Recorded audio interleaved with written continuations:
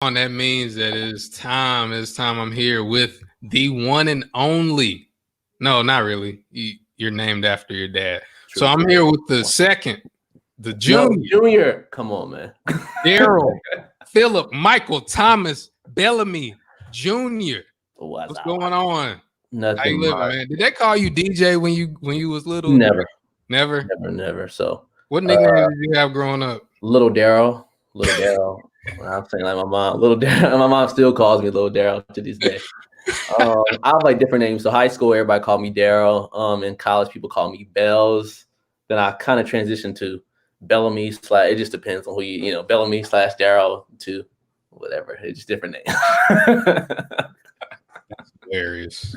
Bellamy Fires, Odell Bazell. It just depends on Nobody's ever called you Odell Bazell. I'm about to share this. Hold on. So you can have it. So you can share it to your people. So your people can see it. Share. But nobody's ever called you me. It just depends on where I'm at, man. That's true. You know what they say. All of us look alike, right? Oh, we're recording. Wow. just like. No share. Nah, it's all good. This is the filler stuff. Like you edit this stuff out in the post production. But I'm excited to have Darryl here with me. What's going on, Cedric? And we're going to be talking about how you transition without fear. For those of you that don't know who Darryl Bellamy is, first of all, I want to break this introduction down in two parts. First, I just want to break it down as a peer, as a contemporary. Darryl is just great at what he does professionally. He's great on stage, has great energy. He's spoken all across the country to companies, to colleges, to associations. He's just an incredible dude professionally. Fear researcher has how many fears now, Darryl? 75,000? Nah, come on. A million? How many? I think we're like 34,000 at this point. Yeah. We'll just round it up to 40,000 fears. Just 40. He's collected 40,000 fears from his audience. And he does tons of things. As you can see, we got on the Fearless gear right now. He's the proud founder of Fearless Inside gear. Make sure you check that out as well. Personally, Darryl is like the little brother in the professional world that I've never had. No disrespect to my little brother, D. Lloyd, what's going on? But I've never had somebody that had that, honestly, man, that was younger than me and that wanted it more than me. And I don't know if he wanted more than me because I got kids, but I know your energy, man. You energize me. You encourage me, you inspire me. I learn from you. So personally, I just wanted to say that. So now that we got all the small talk, all the introduction stuff out the way, we're gonna talk about this fear thing. And as it relates to how do I transition without fear, we're gonna be talking about a lot of different transitions. But the first question, Darryl, what have your transitions in life been and what have they been like? So I feel like I'm always in like constant transition. So for me, I would say got out of college, tried to start a business. That business failed. So I transitioned into like corporate America. Worked in corporate America for 3 years. While in corporate America, trying to figure out what I want to do. Work for Wells Fargo, TI, AA, CREF, work for a consulting company. Wanted to try to get back to how can I help people? How can I help students? But didn't know what that transition would look like. So all the books that I was reading said that, you either needed a coach or a mentor to figure out what that next level was. I didn't have one. So I went to Google, typed in life coaches in Charlotte. Literally, this lady popped up, met with her at a Panera, and she kind of just introduced me to the idea that I could get paid to do what I love or what I was already doing, which was speaking and sharing a message. So literally, I was like, all right, I'm going to quit my job or transition into entrepreneurship. And I said I would do that within 1 year. I wound up being 1 year, 1 month. So I transitioned from corporate to entrepreneurship. And as anyone who's listening right now would know, or as you know throughout your life is, when you go to that next level, when you're transitioning, you're always trying to figure out what that next thing is and what that next level is. So I would say that I'm in a constant state of transition. Got it. So you transitioned from corporate America to being an entrepreneur. And I want you to talk about that a little bit because the entrepreneurship life is not exactly what people think it is. And I liken it to being married. As you know, I've been married 12 years to my amazing wife. She is amazing. What's up, Sierra? Yes, she is. Shout out to Sierra. She's gonna pop on for like a second just to give me that like and view. But marriage with her is great because I picked the right person, but it's still difficult. And so entrepreneurship, if you pick the right business, if you pick the right product or whatever, it can be great. So how was it when you transitioned into entrepreneurship? Were you like, this ain't what I thought it was? Yeah, so leading up to that transition, I saved up $20,000 throughout that year. Just try to live as frugally as possible. So therefore, that transition, I wasn't worrying about necessarily money that first year. And I knew that, first off, let's think about that. I saved the $20,000. And during that year, I probably got about maybe $15,000 to $18,000 worth of actual gigs. But what I realized was how fast that money goes down. As you're going to conferences and as you're trying to promote yourself, that money like literally starts. You're like, oh shoot, I might have to Uber. I might have to find some way to be able to make this work. Luckily, I was blessed enough to not have to go through that. But I would say that first year was hard because maybe because I was in corporate, and in corporate I had that 9 to 5. I was going in every day. I had that structure. And I'm entrepreneurship. One of the main reasons I'm entrepreneur is because I love the freedom.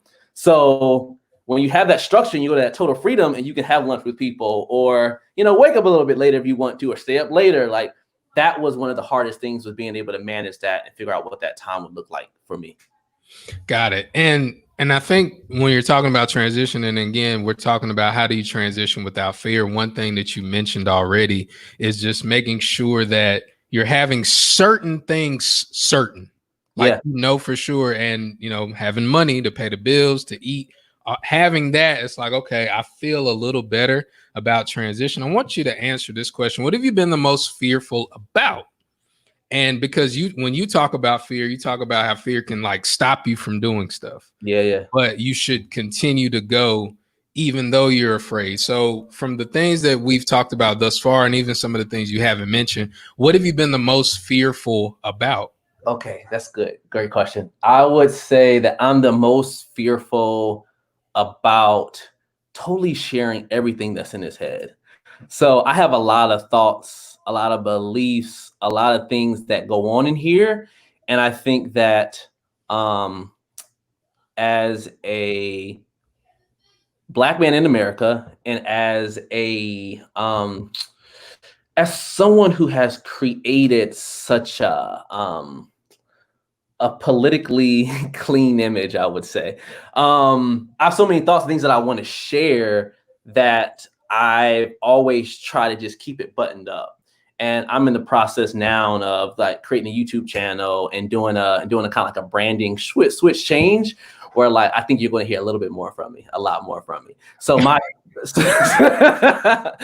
my biggest fear has always been just sharing everything, and just I always respected, I would say older people. I think about my grandma, right, who just says whatever comes out of her mouth, like she just shares whatever. Now we don't want to go too far, but I was always amazed as a younger individual that why do we have to wait till 60 or 80 or whatever that is to kind of like be whatever that authentic self is, whoever you are. And I think we're all throughout our lives trying to get to whatever that most authentic piece is.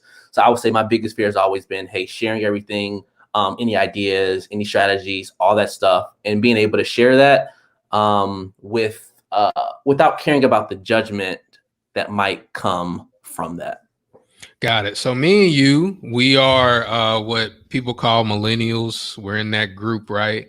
And for those of you watching, just to educate you a little bit, we're not the generation that's eating Tide Pods and doing all that stuff. We're not kids. All right. Millennials are not kids. Millennials are grown-ups. Millennials have beards.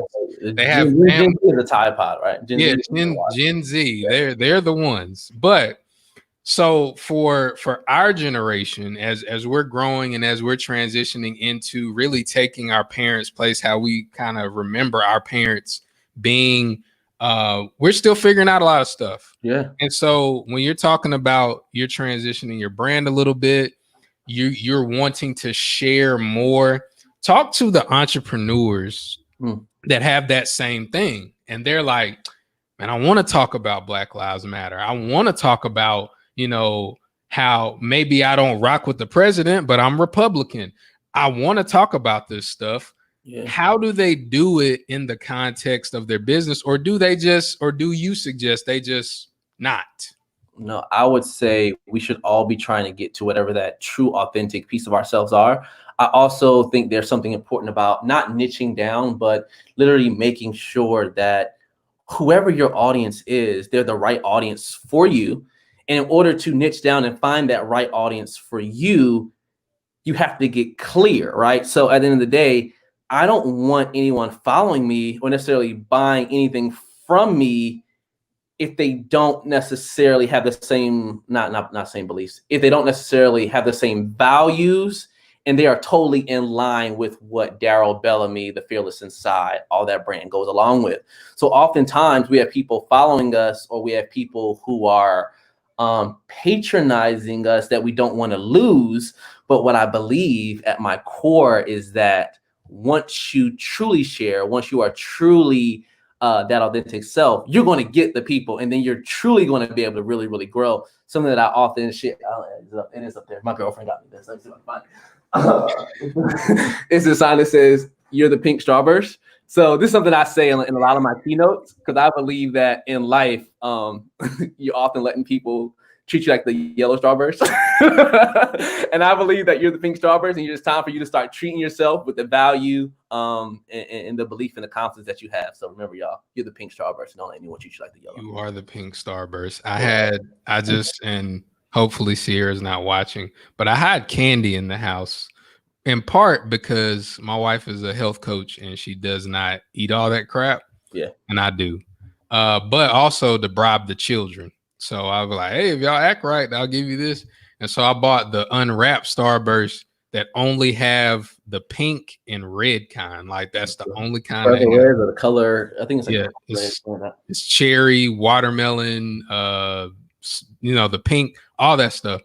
And it's delicious. So the fact that you're the pink Starburst is a big deal. It means you have value. And for the entrepreneurs watching this, and for people that are trying to move forward without fear. Yeah. I want you, Darryl, to talk to, because here's one thing that I really admire about what you've done is that you've taken this concept of fear, which is something that everybody can relate to and everybody can understand, and you started to really niche and whittle it down to where it's yours. Yeah. And I think that's super unique. I think that that's something that I'm trying to emulate right now for the entrepreneur that's trying to do that. And they have fear. They're like, well, what if I try this and it doesn't work? Or what if I know fearless was the first thing that popped out of your brain, but talk to them about the brainstorming process and going through with all of that. Repeat that question again. Talking about the brainstorm. So when you were talking, I want to share what was in my head, and I want you to ask your question again, just in case. Okay. We'll share it now so you don't forget. So one thing that's not frustrating, but one thing I want to share is that like the fear is always going to be there. And to be honest, when I think about fearlessness, I don't believe that what we're working towards is a constant state of fearlessness. When we think about Maslow's hierarchy of needs, you think about food, and then at the top of Maslow's hierarchy of needs is the self-actualization. So nobody truly has a self-actualization. You don't stay at that stage, but I think you have portions of your life where, like, if you work up that pyramid, you're like there, or you're chilling there. That's how I think about fearlessness. Is we have fearless moments, but we don't ever have a constant state of fearlessness. And you actually don't want that, because as you know, like, fear allows you to push through things, allows you to kind of think outside the box. It kind of gives you that feeling inside that allows you to do those certain things. So if you're an entrepreneur, if you're not, if you're higher ed, whatever that is, and whatever you're doing right now, I just think that you want to feel the fear, and you have to realize that it's never going to go away. So that's one thing that I do things all the time where I'm scared. And that's why I talk about fearlessness. So when I'm on stage, when I'm in my virtual keynotes, whatever that is, I'm giving you advice or giving you strategies that I'm using on a daily basis, because I'm often fearful of things as well. So stop trying to get out of fear and learn how to work through that. That's good. That's good. And the question that I had as it relates to if an entrepreneur to use kind of like your concept, fear, or how like take an impact or something that's like everybody wants it or everybody understands it, and then they try it. But what if they try it and it doesn't work? Like how do they better set themselves up to try it, I guess, better? But then what if it doesn't work? Yeah. So my journey is I started with I wanted to speak to college students or students on three things. Planning early, the importance of relationships, and I wanted to share a story about how I pushed through fear to run for student body vice president. I shared those three. I was talking about that at one keynote, probably like 3-4 months in. I gave out note cards. Students share the note cards. I came home, sat on the couch, was reading it, was like, damn, this shit is good. Like, like it was like tearing up. It was just good to read that. So I kind of evolved into that thing over time. It was actually my coach because I was going to each school and I was burning them afterwards and sending the video to the school. And my coach mentioned, she said, Darryl, why won't you actually take those? Why don't you take those, never burn them again, and actually kind of like start evolving into an expert on student fear? So it really wasn't necessarily my idea in the beginning, but it kind of evolved into that. So as an entrepreneur, it's really about testing things. So one thing that I always do is, and my friends know, like I will throw out ideas. I'll be like, I think I'm gonna go to Harvard and get my PhD. And they're like, really? And I have a good friend who sent me like an essay book on how to like write my essay, right? So a lot of times we don't throw ideas out there and we don't share ideas, or we don't try things because we are afraid of the failure that comes with it. Where the reason why I'm going to pass a lot of other people, the reason why you can pass other people is because you're okay with failing and constantly going through the process. So as an entrepreneur, you just have to get used to the idea that you're going to come up with ideas that aren't going to work and being able to work through those, or you're going to go through ideas, you're going to fail. I can think about keynote topics I've tried, or I decided to change Bellamy Inspires 2 months ago to the Institute on Student Fear. Spent $150 for a logo that I'm not even using. I changed my mind. So I mean, this happens. I'm telling y'all, this stuff happens all. I have a podcast logo for a podcast that I changed the name for already that I paid for. So I wish that you could see, and this is what I'm going to share more of, like the behind the scenes of like, you see this logo, but this is like iteration 10, right? It went through many iterations. So I'm going to boil it down to this. Like, you have to get comfortable with failing, and you have to know that through any brand that you see, through any logo that you see, through anyone that you looked up to, there's a lot of times behind the scenes where they showed it to their friends that didn't work out, or they brought things that didn't work out, or they brought courses that didn't work out, or I'm advertising on Facebook ads now for things, and I'm looking at that number go up, and I'm like, yo, no sales there, right? But I know in my mind, because I truly believe that over time you learn and you grow. So I hope that helped. Yeah, amazing. And I think that one little piece about this is like, oh, this is the 10th iteration of this, and fighting through that fear, all that stuff is connected to when you're transitioning. Yeah. And you mentioned something that I think a lot of people, when they listen to interviews like this, or they, read books, and somebody mentions, oh, I had a conversation with my business coach and they said this. And it's like that one word, that one sentence, that one idea that unlocks it. So I want to ask everybody watching, everybody listening, who's your coach? And it doesn't have to be me, because I don't do that type of coaching. It doesn't have to be Darryl, because he charges way too much. You probably wouldn't be able to afford him anyway.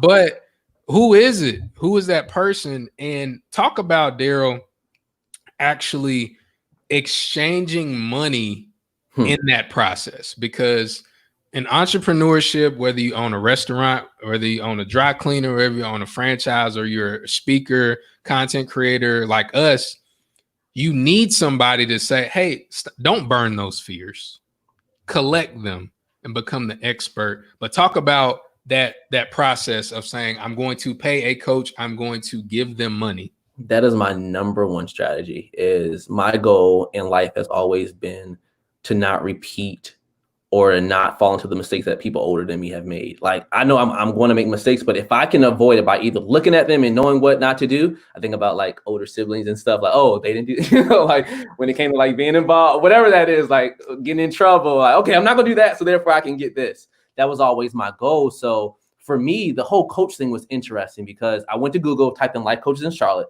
lady popped up, got on the phone with her. She's like, all right, for 1 hour, it's $175, right? And for me, I was working in corporate, but that was you think about hourly. Remember, I started working at Dairy Queen at 16. I was making $4.35 an hour, so or $4.50 something. So 175 seemed like whoa. So I was like, okay, what if I I said, what if I brought like multiple hours? Could it be like cheaper if I brought? She was like, no. Like, this is no. So she was like, all right, Darryl, like I have a coach that I'm like training. They're $50 an hour.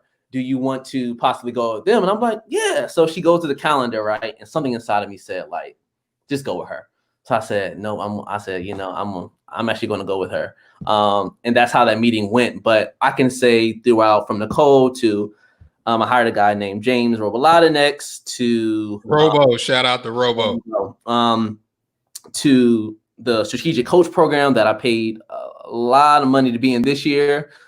With some other entrepreneurs. So we fly to California every day. I mean, every month. We used to fly to California every month to go do some things. But my Facebook ads, I just hired a 22-year-old guy who's killing it in Facebook ads to coach me through that. So my goal is, who can I find who's already learned whatever that is, and walk me through that process. Now, I want to also share, it's not really a money thing all the time, right? Because there's a lot of videos out there where you can learn some really, really great stuff on YouTube. My boy, Justin Schaefer, always talks about, he really speaks to like Gen Z, Gen Y, or whatever.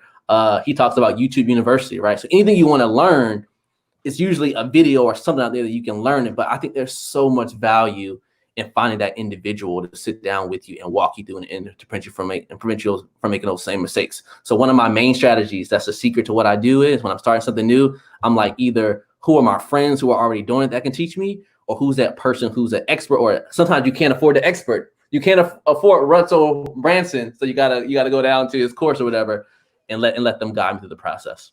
For sure, I always look for people that are up and coming, and you know, I kind of got that from my wife. Whenever she looked for anything, because she's seen all the mistakes I made with websites and all the money I used to waste, she was like, I need to find somebody who knows what they're doing, but they not there yet. They don't have the demand, or they don't have, you know, the confidence yet. Yeah. Find that up and coming person if money is an issue. Like, yeah. I think that's the big thing.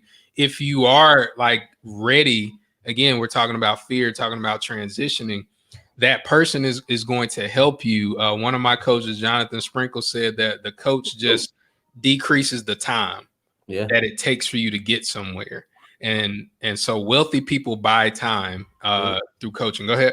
And also that coaching, for everyone listening, is like they're guiding you throughout the process, right? So they're guiding you. They're not doing the work for you. So I would talk to my coach for an hour, then I would literally go and research and literally come back to her like with the hour. I'm looking at the clock, like, all right, we got to hit this. We got to hit that. We got to hit that. Like, yo, because I knew we had that limited time. And I think that sometimes in coaching relationships, what I found is that sometimes people think like, yo, I'm going to create the website for you, or I'm going to create this for you. No, it's me saying, yo, I've already created the website. Here are the top 3 places that I would go. Let me look at it. Let me give you advice and strategy. But coaching is not them doing the work. It's them guiding you throughout that process, or ask you the questions to guide you to the answer. Consulting is probably where like they're doing the work, some of the work for you. So just know you still got to put in the work, and we put in a lot of hours to get what you see here. And people like Darryl and other people that you've seen me interview, some of the people I've interviewed have been my coaches or my mentors or different things like that.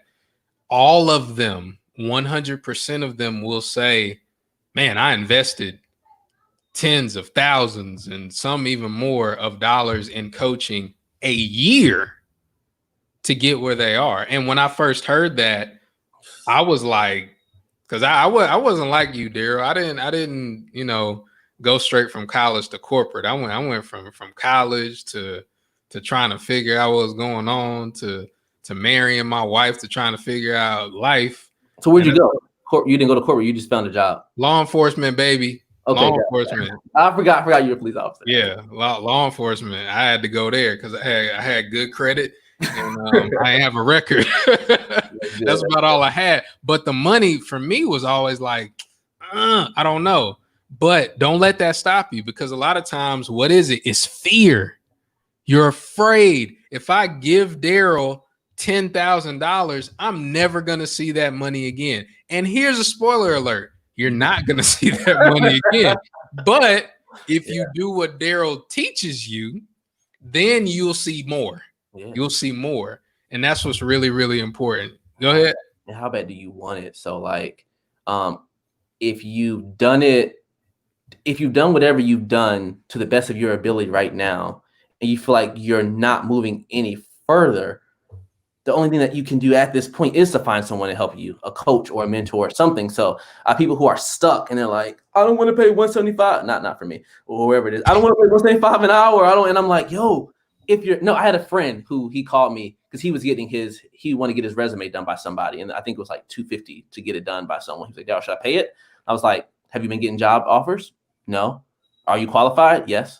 Pay it. like, if you're stuck, you have to find something to move forward. So that's one thing I'm always saying is like, yo, what is that next thing to get forward? And oftentimes it's going to be finding somebody to guide me along that path. Absolutely. And also don't discount YouTube University. Like he was talking about, YouTube University. And what the beautiful thing is about free stuff, because I'm connected to people and people say, well, Odell, that's nice. You got it. Darryl got it, but I don't got it. It's like there was a time in which I didn't got it. Like, so you will go to YouTube and you look. The thing about when you don't include money, the accountability is on you and you alone. Yep. When you include money, accountability is with you, and being accountable falls for success. And as we're closing up the interview, make sure you all go to Bellamy Inspires. Is that still up? Bellamy Inspires is still up. Is it still up? It's still I just want up. to make sure, because you moving and shaking. Soon it's gonna be what, Darryl Bellamy. No, don't mention it. It'll be there'll be a new site coming up soon. It'll be Darryl is fearless. Darryl DGAF. What is it? DarrylDGAF.com. You're looking at all good. But with this, and I want to close this up again. If you all are looking at transitioning, through all of this that's going on through COVID, and you're trying to change jobs, you're trying to change careers, you're trying to change businesses, or maybe your kids are transitioning. Darryl, if you could leave us with just two things that people can do as they're going to transition through fear, what would those two things be? The first thing I would say, the first thing that came to mind literally as soon as you said that was, oftentimes as things are happening through COVID, through transitions, through life, we often forget about how many things in the past that we've been through that we thought at that moment we wouldn't be able to get through, or that were hard, that you were like, yo, I'm never going to be able to get through this moment, or how am I going to be able to get through it? You've gotten through those moments and you've forgotten that. So something that I tell myself when I'm struggling, when I'm processing, when I'm transitioning through anything is, I can handle it. I can handle it. And that's through anything that comes my way. I know I'm going to be all right, because at the core, I truly believe that I can handle anything that comes my way. So when it comes to whatever your next level is, whatever it is that you want to do, whether that's start a business, whatever that transition looks like, transition out of corporate, transitioning out of higher ed, just know that no matter what happens, no matter what comes your way, you can handle that thing, and that can push you. The second thing I would say is, when it comes to fear and pushing through fear at the end of the day, is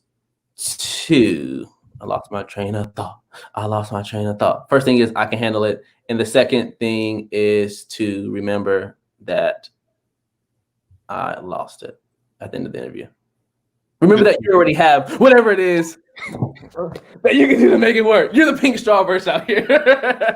but literally don't forget about just who you are and how much you've achieved thus far and how much you have to offer the world. I had an opportunity to maybe 7 months back, pre-COVID, to sit down with Ed Milet, huge motivational guy, I think multi-million. His house was like $40 million in California. But one thing he shared was that his biggest thing would be one day when he dies, he gets to heaven. He doesn't want to meet who he could have been, and that person or that individual share with him like all the things that he could have achieved. At the end of the day, he wants to meet that person and literally be like, yo, remember when we did that? Remember when we did that? And for me, every single day when I wake up, on those days that I'm tired, on those days that I'm confused, on those days that I'm fearful, I say at the end of the day, I want to have that conversation and be like, yo, remember when we did that? Remember when we pushed through that fear? Remember when we transitioned? At the end of the day, that's what it's all about. I love it. I love it. BellamyInspires.com is the website right now, with the one and only fear researcher named Darryl Bellamy. Excited, bro. Appreciate all that we have in our relationship. And if you are looking for a speaker to help your audience walk through fear, Bellamy is still taking dates right now. And so check him out at BellamyInspires.com. Also, you can get Fearless gear. Where can they get that at? FearlessInside.com. Or if you go to Bellamy Inspires and you click shop, you'll go to the Fearless Inside shop. I love it. Love it. Love it. We will see y'all on the next one. We'll see you at the top. Meet you at the top because the bottom is getting way too crowded.